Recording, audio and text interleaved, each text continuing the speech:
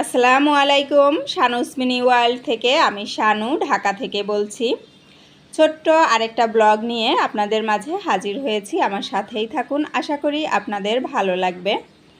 সবজির বাজার নিয়ে এসেছে, তো বাজারগুলো একটু গুছিয়ে নিব, আর বাকি যে সবজিগুলো রান্না করব সেগুলো খালাকে দিয়ে কেটে নিব।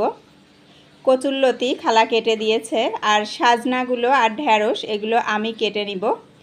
তার আগে তরমুজ কিনে এনেছে, তো ওরা নাস্তা করবে বলছিল, ওদের নাস্তা রেডি করে দিব। তো তরমুজ কেটে দিব, আর হচ্ছে পাউরুটি দিয়ে একটা মিষ্টি বানাবো, আপনাদের সাথে শেয়ার করব। আপনারা আমার সাথেই থাকুন। এত গরম পড়েছে যে কিচেনে বসে আর সবজিগুলো কাটতে ভালো লাগছিল না। পরে আমি ডাইনিংয়ে চলে এসেছি। এখানে ফ্যান ছেড়ে ভাবলাম যে একটু আরামে বসে সবজিগুলো কাটি। এই জন্য এখন ডাইনিংয়ে চলে এসেছি। এসে ঢেঁড়স আর সাজনাগুলো কেটে নিব। কেটে নেওয়া হয়ে গিয়েছে আমার। সাজনাগুলো একটু বেশি মোটা, তো রান্নার পরে দেখলাম যে না, এর জাতটা আসলে এইরকম, তাই। আর সকালে খালাকে দিয়ে রুটি বানিয়েছিলাম, তো পিরি বেলনগুলা আমি একটু গুছিয়ে রাখবো।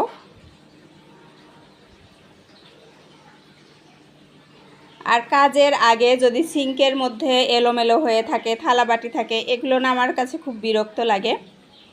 তো এই জন্য আগেই সব কিছু যে রান্না করব এটা শুরুর আগেই থালাবাটিগুলো ধুয়ে একটু গুছিয়ে নিচ্ছিলাম। কাজের জায়গা যদি পরিষ্কার না থাকে কাজ করতে কিন্তু ভালো লাগে না, রান্নাঘর যদি এলোমেলো থাকে। এই জন্য এখানে আমি একটু ক্লিন করে নিব। থালাবাটিগুলোও ধোয়া হয়ে গেল, আর রান্নাঘরটাও পরিষ্কার হয়ে গেল। যদিও খালাকে দিয়ে ধোয়াই, কিন্তু রাতেরটা জমিয়ে রাখি, আর সকালের নাস্তা করার পরে যেগুলো হয় ওইগুলো ধোই, কিন্তু দুপুরেরগুলো তো আমাকে ধুতে হয়। থালাবাটি ধুয়ে নেওয়া শেষে আমি সিঙ্কটাও পরিষ্কার করে নিয়েছি। আর এখন পাউরুটি দিয়ে মিষ্টিটা বানিয়ে নিব। মাত্র 5 মিনিটেই এটা বানিয়ে নেওয়া সম্ভব। তো আমার গরুর দুধ নাই বাসায়, যার কারণে আমি মিল্ক পাউডার দিয়েই বানিয়ে নিচ্ছি। এখানে আমি পরিমাণ মতো চিনি দিয়ে দিচ্ছি, আর 1 চিমটি লবণ দিয়েছিলাম। এখন এটা জাল করে নিব কিছুক্ষণ।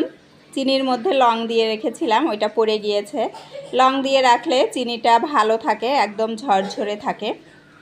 জাল করে নেওয়ার শেষে আমি একটা পাত্রে ঢেলে নিলাম কিছুটা দুধ, আর কিছুটা দুধ আমি নিয়ে নিয়েছি। এর মধ্যে আমি একটু সুজি দিব, খুবই অল্প পরিমাণে সুজি দিয়ে দিব। এখানে মেইনলি হচ্ছে দুধটা খুব ঘন হতে হবে।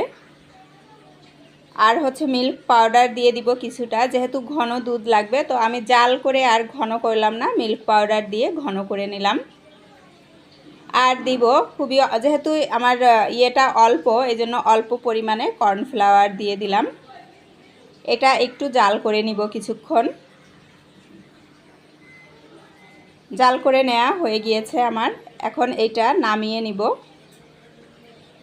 অনেকটাই ঘন হবে এটা আর কি।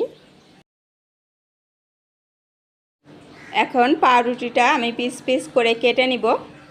এটা আসলে যার যার পছন্দ অনুযায়ী করে নেওয়া যায়, চাইলে গোল করে কাটা যেতে পারে। তো আজকে আমি স্কোয়ার করে কেটে নিচ্ছি।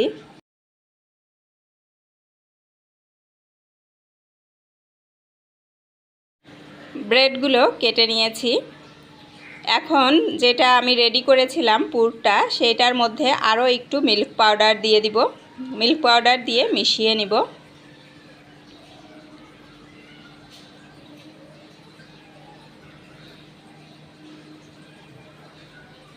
এখন একটু করে চামচে নিয়ে ব্রেডের উপরে দিয়ে দিব। একটার উপরে দিয়ে আরেকটা ব্রেড দিয়ে এটা ঢেকে দিব। তো সবগুলোতেই আমি একইভাবে লাগিয়ে নিব। যারা আমার ভিডিও দেখছেন, যদি লাইক না করে থাকেন প্লিজ একটা লাইক করে দিয়েন।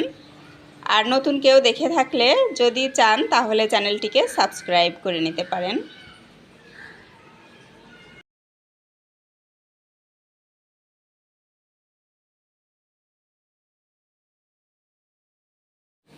সবগুলো ব্রেডে পুর দেওয়া হয়ে গিয়েছে। এখন যে দুধটা রেডি করে রেখেছিলাম ওইটা ব্রেডের উপর দিয়ে দিব। আর একটু কিশমিশ দিয়ে দিব ব্রেডের উপর। চাইলে এখানে বাদাম, জাফরান এগুলো দেয়া যেতে পারে। তো রেডি হয়ে গেল খুব সহজে ঝটপট মজাদার ব্রেডের মিষ্টি। আমার বাচ্চারা ভীষণ পছন্দ করে। ব্রেড দেখেই আমার বাচ্চা বলছিল যে ওই মিষ্টি বানিয়ে দাও। আমি এর আগে বানিয়েছিলাম। তো এর আগে বানিয়েছিলাম দুধের সর দিয়ে, তখন গরুর দুধ বাসায় ছিল, যার কারণে বানিয়ে দিতে পেরেছিলাম।